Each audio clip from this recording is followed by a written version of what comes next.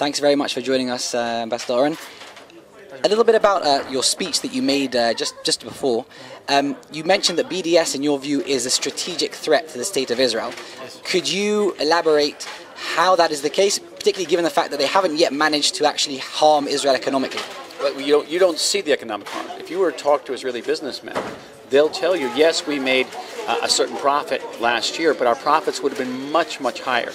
And that is all the time going down with their ability to conduct business in the world. I'm in touch with Israeli business people.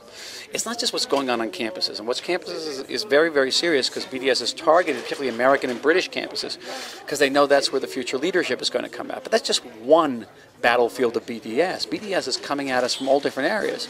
It's coming at us on the grocery shelves of Europe and the United States. It's coming at us in financial institutions in Europe that are cutting off connections with us. You want to talk about a strategic threat? That's a strategic threat. They're coming at us into the International Criminal Court, where they're trying to get us condemned as war criminals. They want to create a situation where we don't have the right to defend ourselves. So we can have the best tanks in the world, we can have the greatest pilots in the world, but the tanks won't be able to roll, and the planes will not be able to take off because we won't have the right to defend ourselves. They work in conjunction with Hezbollah, with Hamas. This is a strategic threat, and if we don't wake up and start devoting the appropriate resources for it and training the right personnel to fight it, just like in a war, we're going to be in a much more difficult situation.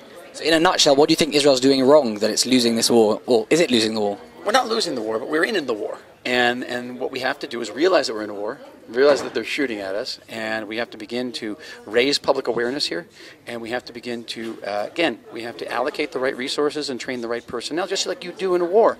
BDS, in a way, I almost want to say they made a mistake in the last couple of weeks. They hit two Israeli nerves that are very sensitive. They hit us in soccer, football, and they hit us in our cell phones. And all of a sudden, everyone woke up and said, "Whoa, there's BDS." But some of us have been running around for years warning about this. And now I think I'm encouraged by the response in the Israeli public. When I came back from Washington last year, I asked people what BDS was. Nobody had any idea. Now, you ask Israelis what BDS is, and just about everybody knows. One last question. She's going to kill me. One last question. You mentioned that Israel should take... Even though Israel certainly has a right to the entire land of Israel, it should think strategically in the way it builds in certain places that are sensitive. Do you not think that is giving some ground to BDS? No, it's not giving ground to BDS. It's taking a bit of the ground away from BDS. BDS uses, and I want to say this as forthrightly as I can, BDS uses the Palestinian issue as sort of a cover, as camouflage. I know many BDS websites where they call on young people, particularly young Jewish people. You don't like the settlements? Join us. We're an anti-settlement movement. Right. We support the two-state solution.